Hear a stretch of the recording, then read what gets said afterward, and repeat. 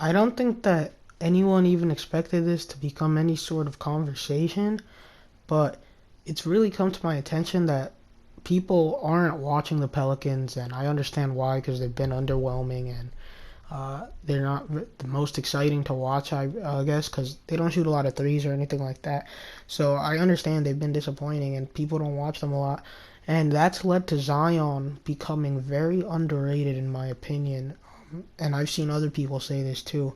This isn't a hot take or anything, but when you don't watch Zion, I feel like people who don't watch Zion, they all say sort of the same thing.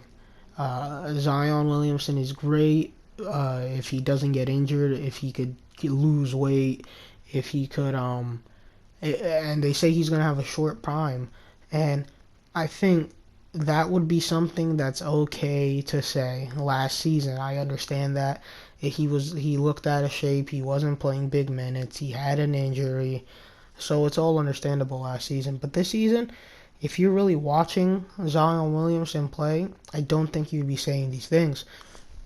Zion Williamson, he's a kid, but he understands his responsibilities and he understands he's a mature kid. He's 19, 20, but he's really mature because, you know, with the talents of Zion Williamson, guy like a lot of guys, if they look like Zion Williamson and were built like Zion Williamson and were in the NBA, they probably wouldn't be taking care of their body because we know that if Zion didn't take care of his body, he'd still be dominating people. Um, like they'd probably just be going for dunks, high flying, all that.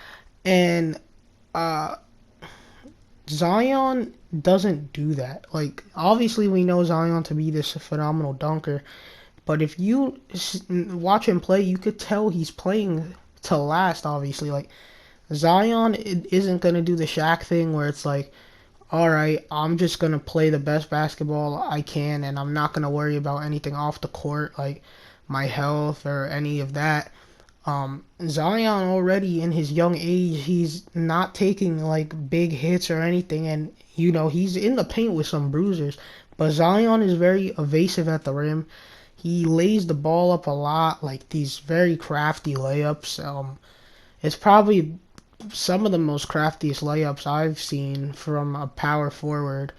Um, and that's the thing about Zion. It's like he doesn't get a lot. He doesn't like he's with the way Zion's playing right now. It would be hard for me to see him getting injured. Obviously anything could happen, but he's playing really smart and not only that, but Zion, people don't realize, has amazing vision too. Zion's passing very underrated. He knows when to pass. You see a lot of guys who I feel like Anthony Davis had this problem for a little while, like when he got to the Lakers. But like when you're being double teamed because you're so dominant, you got to be able to hit the open man. Obviously, there's always going to be someone open on the court during a double team. And Zion does that, whether it's Zoe, whether it's Redick, whether it's Kyra Lewis. It's really never Brandon Ingram because you don't want to leave that guy open. But Zion always knows when to hit the open man, and Zion isn't selfish. He knows that he is a star. Zion is a star. There's no doubt about that. This kid had like 1 million followers in high school, but he doesn't let that get to his head. He just wants to win, and you could tell. And I feel like Zion could have a long prime if he's this young already worrying about his body and his health, and if he's this young already making sure that he doesn't take all this contact because he's self-aware that he could get injured. And you just love to see that. And it's not like Zion isn't exciting anymore. We still see this. He dunked on Rashard Holmes a couple weeks ago. So like you watch the Pelicans play, you might be falling asleep.